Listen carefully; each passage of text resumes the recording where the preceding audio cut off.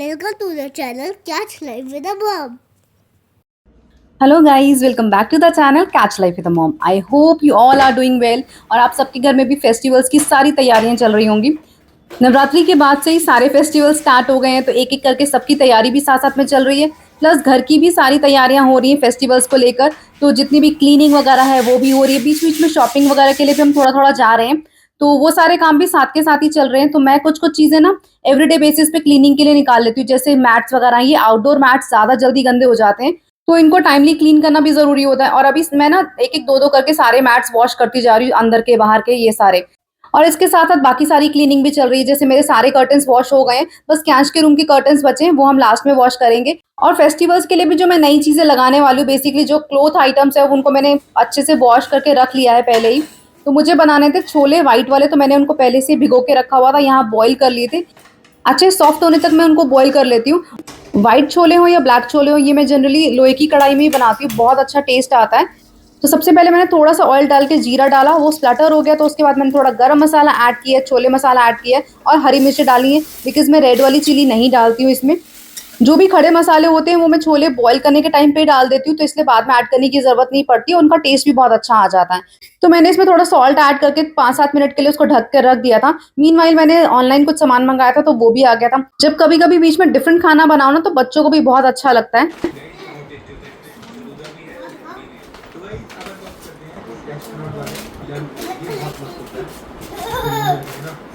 When he got to know मैं छोले कुलचे बना रही हूँ ब्रेकफास्ट के लिए, so he was very happy. Of course कुछ चीज़ें डिफरेंट होती है ना कभी कभी, तो बहुत अच्छा लगता है। जनरली वीक में मैं एक बार कुछ ना कुछ डिफरेंट बना लेती हूँ खाने में, इससे थोड़ा सा टेस्ट भी चेंज हो जाता है और खाने का ना मजा भी हो जाता है। सामान के साथ ही मैंने हींग भी मंगाई थी, तो पहले छोलों में ऐड नहीं करी थी, तो अभी ऐड कर रही हूँ। तो मैंने इसमें थोड़ी सी हींग ऐड करी है बाद में। हींग फ्लेवरफुल भी होती है और डाइजेस्टिव भी होती है, तो इस तरह की जैसे छोले या कुछ इस तरह की चीजें बनाओ ना, तो उसमें हींग बहुत जरूरी होती है। तो मैं राजमा हो गए, कुछ इस तरह की चीजें हैं, तो उसमें मैं हींग जरूर डाल के बनाती हूँ। जब तक ब्रेकफास्ट रेडी हो रहा था, तो साथ के साथ मैंने छोटी मोटी चीजें और कर ली थी, जैसे क्लोथ्स वॉश हो गए थे, उनको ड्राइंग के लिए लगा दिया था। इस बार मेजरली सारे फेस्टिवल्स अक्टूबर में ही फॉल कर रहे हैं, तो इसलिए सारी प्रिपरेशन साथ के साथ करनी पड़ रही हैं। और घर की क्लीनिंग वगैरह जो है, festive cleaning I am talking about, तो वो भी साथ साथ हो रही है। बहुत सारी क्लीनिंग मैं ऑलरेडी कर चुकी हूँ, काफी कुछ मैंने आपके साथ शेयर किया था। लास्ट कुछ दिनों से मैं डिटेल्ड ब्लॉग आपके साथ कोई शेयर नहीं कर पाई थी, due to some technical reasons.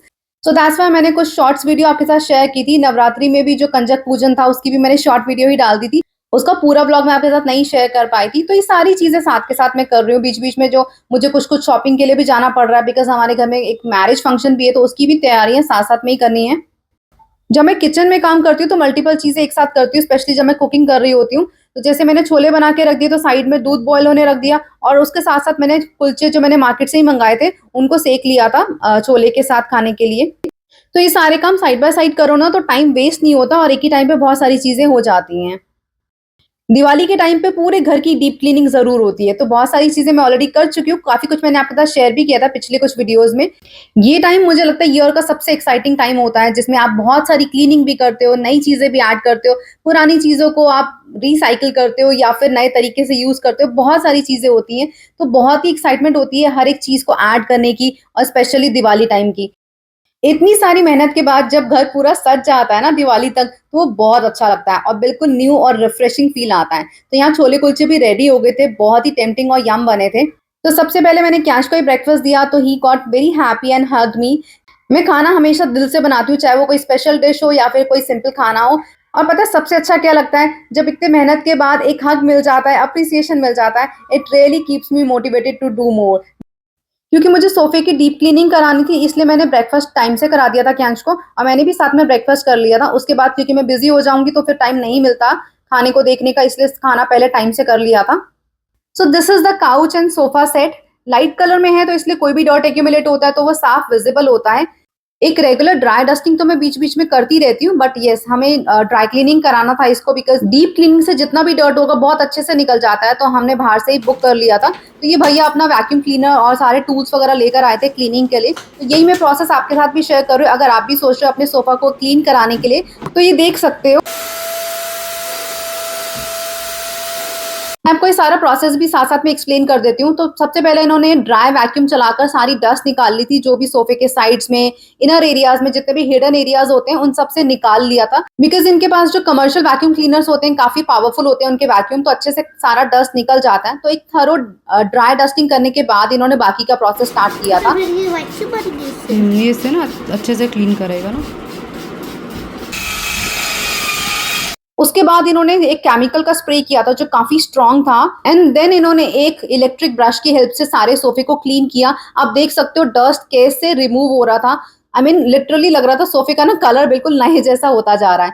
तो काफी अच्छे से क्लीनिंग हो रही थी। तो इससे आपको पता चलता है कितना डस्ट एक्यूमुलेट हो जाता है। तो yes, it was the cleaning time. बहुत स्ट्रॉन्ग स्मेल है। आप अंदर जाओ। कौन आया? खोलो।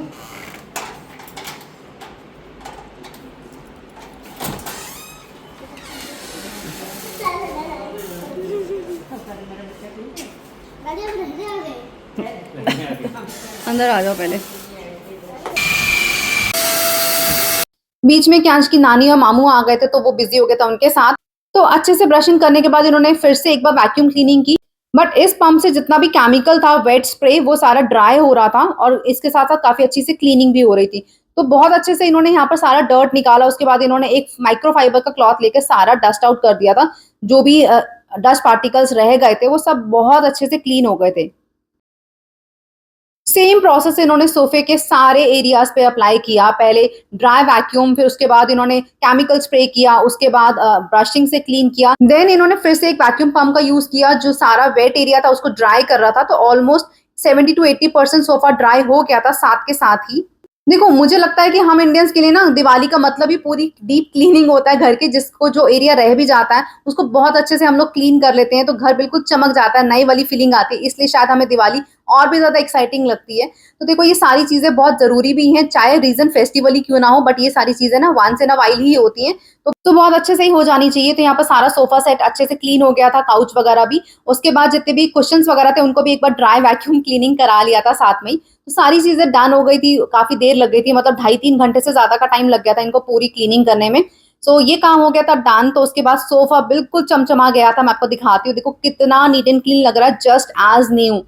काफी टाइम लग गया था इस क्लीनिंग में और मुझे भी बीच बीच में यहाँ पर चेकआउट करना पड़ रहा था बिकॉज मुझे शूट भी करना था। बट काम अच्छे से हो गया, सोफा बिल्कुल नीट एंड क्लीन हो गया है। तो सारी डिटेल्ड प्रोसेस मैंने आपके साथ शेयर कर दी। आई होप ये वीडियो आपके लिए यूजफुल रहा होगा। If you like this video so please video को लाइक एंड शेयर कर देना। I will try to post some festive vlogs as well. I hope you are gonna like that also. So देखो, sofa cleaning बहुत अच्छे से होगी। मैंने 2-3 घंटों के लिए अच्छे से ड्राई होने के लिए रख दिया था। उसके बाद सारे क्वेश्चंस वगैरह लगा दिए थे and it was looking so refreshing. So yes, this was the today's vlog. We'll see you in the next video. Till then, do take care of yourself. Enjoy this festive season. Bye bye. Thanks for watching. Bye guys.